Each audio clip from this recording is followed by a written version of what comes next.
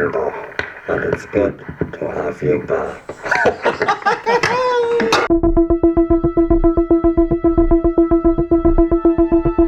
This is the wall of test equipment I use for music, and this is it condensed into one Joran module.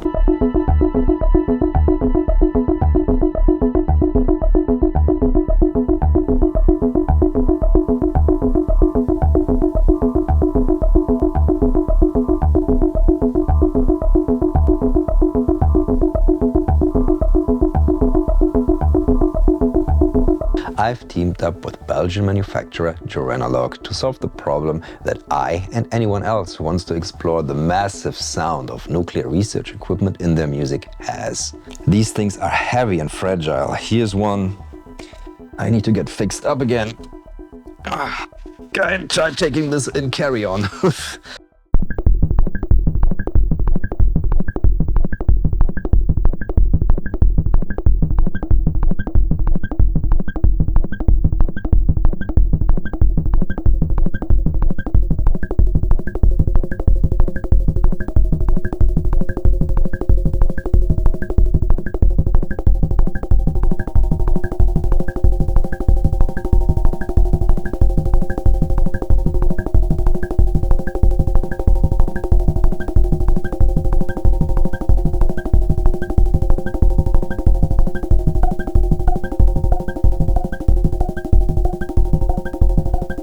These things were made for particle accelerators, not stages or studios, so they are rather fragile, especially considering that most of them are over 50 years old. With our comparatively tiny module Collide 4, I and everyone else can now have a pocket-sized lab sound instrument.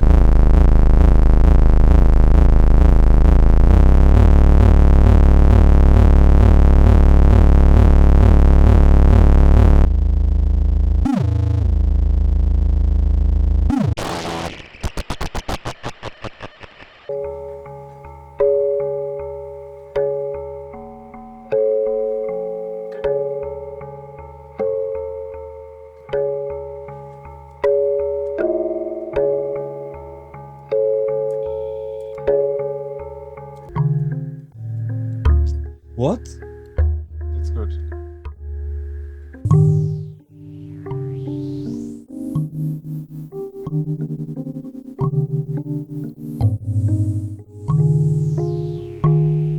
Textures. Here. I think I might have come up with a new process. You take a head, you sing into the head, you separate the left and right from the recording, run them both through a lock-in amplifier, and you've got a headlock.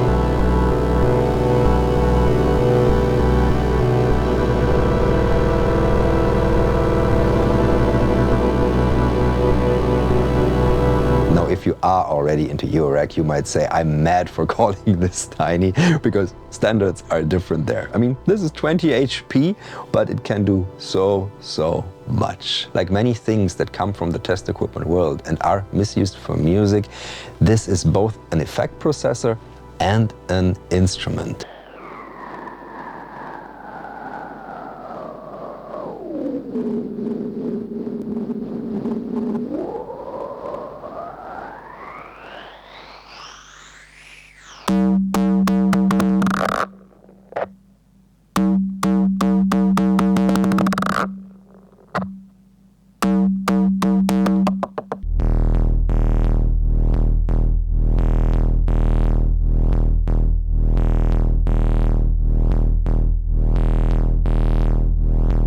As with the lock-in amplifiers this is based on, it can completely evaporate your sound.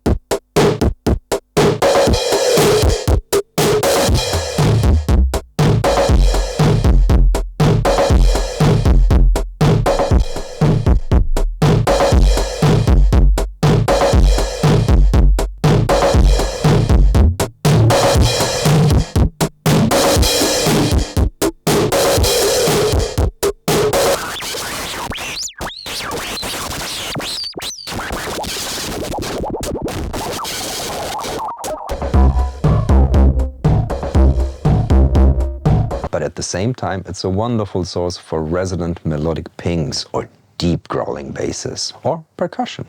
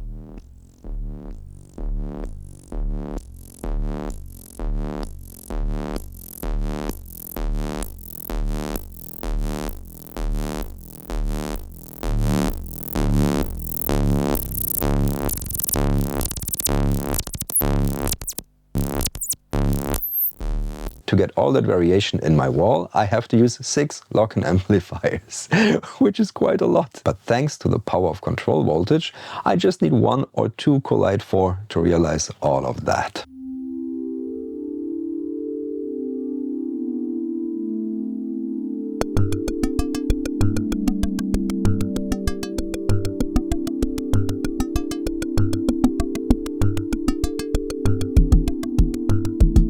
At the core of Collide 4 lies Joran's and my love for vintage test equipment. When he visited and I showed him the wall of test equipment, he was fascinated, especially by the lock-in amplifiers, because he realized there would be potential beyond what these machines can do in their original function. These were meant to sniff out tiny fluctuations in voltage in a huge amount of noise. I've got videos on that on my channel, which I'll link at the end of this video. But when Joran set his mind to the concept, it became so much more. When we first started working on Collide 4 and bring this idea, this concept of a lock-in amplifier into Eurorack, I noticed quite quickly that if you have the quadrature topology, so with the X and Y channels separately, it's quite close to a frequency shifter. And I've wanted to design a frequency shifter for, since forever. So then I was like, hey, let's make this one super module. That's a lock-in amplifier, but also a frequency shifter. And what makes that possible is the addition of this Hilbert transform network. So a Hilbert transform, it's a bit of mathematics, but it basically means that you phase shift the signal 90 degrees. You put something in, and it comes out shifted 90 degrees. In the real world, that's not possible, but we can, using a circuit called dome filter, we can approximate that. Your incoming signal is phase shifted in 2 different networks, and it's the total amount of phase shift is different at every frequency, but it's the difference between those two outputs, that's always a constant. If you then put that through two ring modulators, like we have in Collide 4, we call them the balanced modulators, which are also driven in their second inputs by sinusoidal and cosinusoidal signals coming from the built-in quadrature VCO. Then you get two signals, we call them X accent and Y accent. Those, if you put them through a sum difference network again, so you take the difference between them and the sum of them, those become phase shifted signals. While in a normal ring modulator you would get those two sidebands, in a frequency shifter one of those sidebands is being cancelled. So the one that goes down in frequency remains and the one that goes up in frequency remains. And you've made a frequency shifter. Just through the addition of this special filter network, we can do frequency shifting with Collide 4. But what does that even sound like? Let's try the frequency shifting on my piano. I've connected my little Sony recorder here to Collide 4 to provide us microphones and preamplification, and I'm running the piano straight through it. Let's hear how that sounds.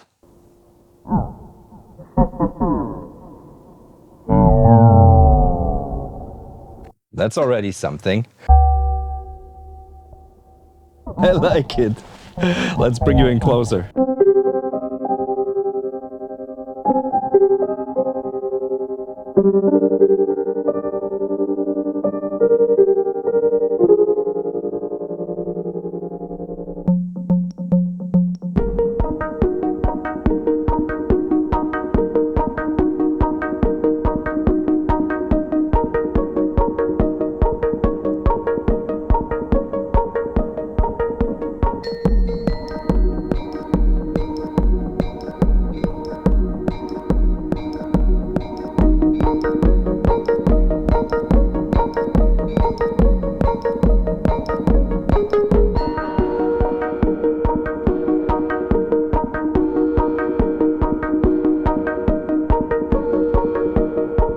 How do you even make music with Collide 4? The simplest way to make music with Collide 4 is to connect the monitor output to your mixer and ping it. And therefore it has a ping input, send it a gate,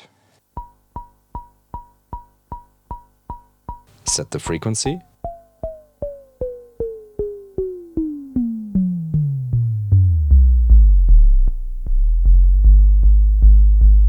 and I was not using the filter center for this, I was using the oscillator cores for this, because we're in the tracking modus, and this means that the filter will track the oscillator.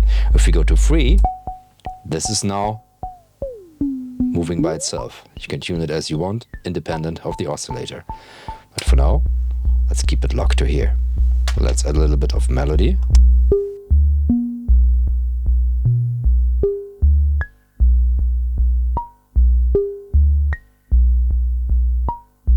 And we got a little pattern going on. And now, if you adjust the gain, you get all sorts of textures. Maximum gain, a little bit more resonance on the filter. Secondary gain, that is post filter. Crunchy. Ghost noise is coming in. Let's change the filter width. Making it wider. Not as resonant anymore, so we need to add more resonance.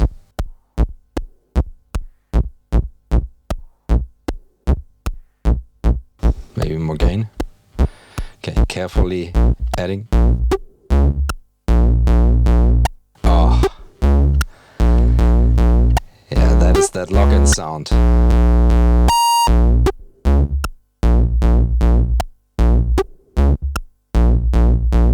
Now we're just using one of the 9 outputs of this unit. I love the mag output because that has a sound that's very reminiscent of the old lock-in amplifiers, in the sense that those do like a very fast chopping, which sounds a bit like ring modulation or amplitude modulation, and the mag output yeah, kinda does that too. Less bassy, but more gnarly. And if I now change the oscillator symmetry,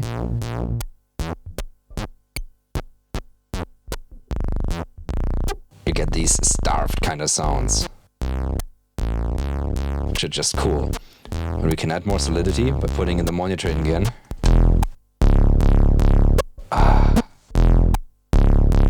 Going back on the gain, filtering it even a bit, because the time constant is a low-pass filter. Originally, this was used to average your data, and it would also drop the level. But we just left it as a low-pass filter, because that's way more musical.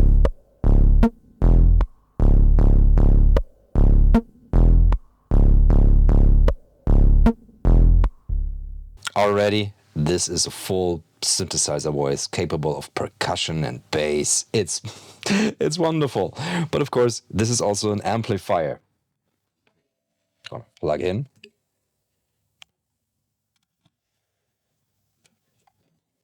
And now, up the gain.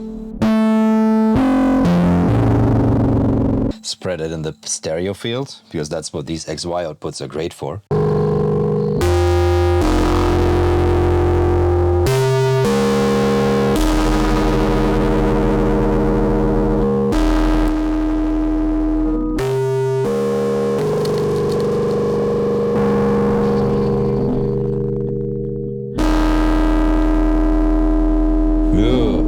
This is pretty wild, and I can do even little robot voices.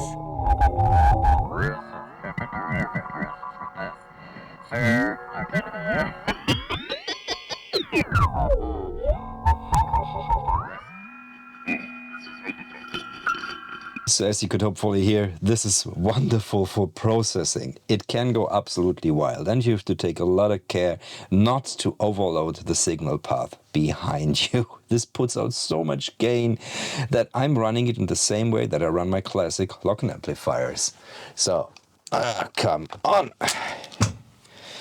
As you can see, I'm sitting right beside my wall of test equipment. And Collide 4 runs into the same signal path as my Princeton Applied Research lock-in amplifiers up here and down here. So it goes into a little passive mixer where I can attenuate if I need to. So I've got more range on the distortion inside. And then it goes into this little Tascam 424, which by itself distorts beautifully and is a nice textural partner. Because if you have something behind Collide 4 that saturates beautifully, it works so well. But if there's something behind it that does not saturate nicely, check your signal chain. 1, 2, 3,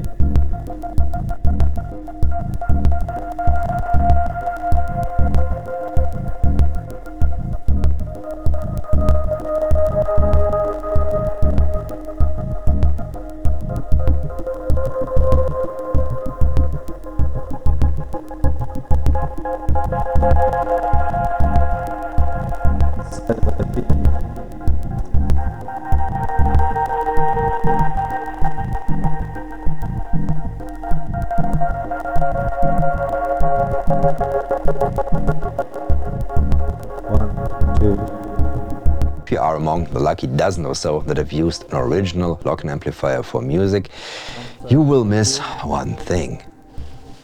The big knob. Because the rule for the vintage instruments is the bigger the knob, the better the sound. And that's also because you got so much range out of this analog control, so you're sliding through overtones and finding those frequencies.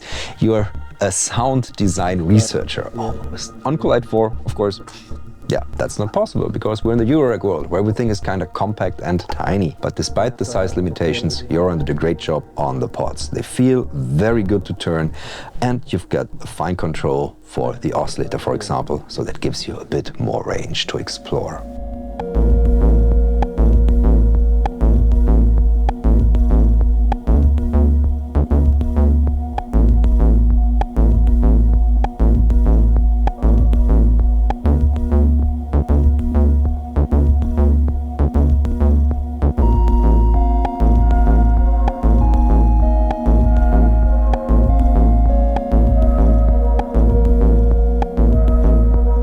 beautiful thing about switches on vintage test gear and also on modules is that they're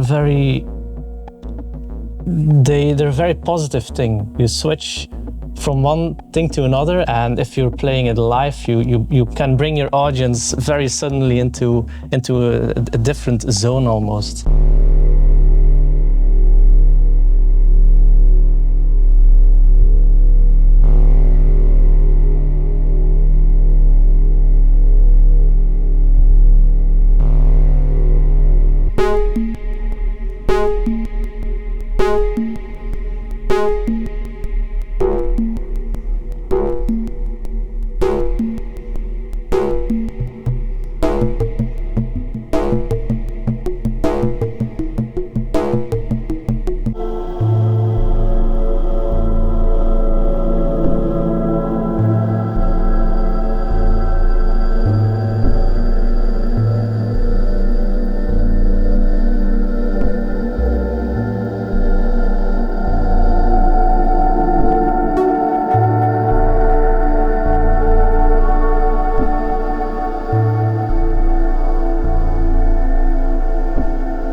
And the way I like to use switches is that they have these, like on vintage test gear, they have these very specific functionalities, but that also translates to musical functionality. And I like not to be too obvious about this and leave it to the musician, leave it to the user to explore these switches and to explore the magic of these switches in a musical setting.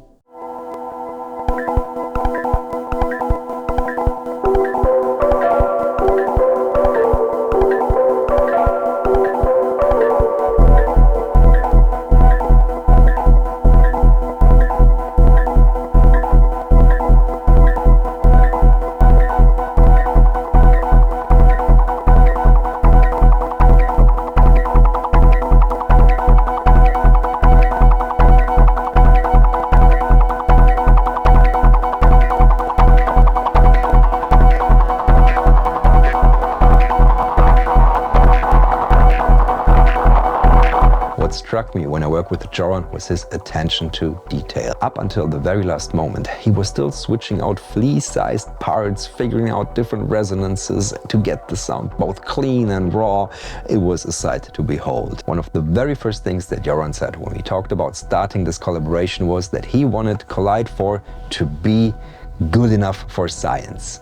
So if you work in that field and have experience with analog Lochner amplifiers, can we try that? Can we try an experiment using Collide 4 in science? Maybe if we get even some kind of results out of it, please hit me up. I would love to go full circle with this. From science instrument to instrument to instrument to science again.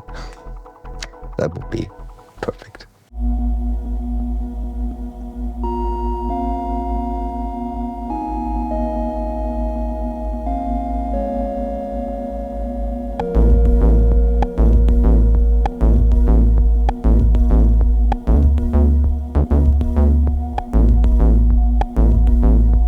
Collide 4 is available now to order in your favorite synthesizer shop. It's not a cheap module. It took so long to develop, it has so many parts, and it is not easy to produce. So if that prices it out of your range, have a look at the plugins I developed with AudioThing, especially dials and lines.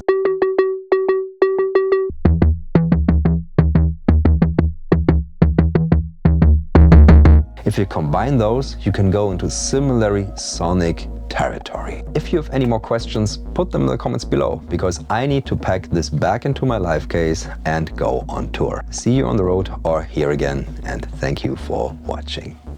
Bye.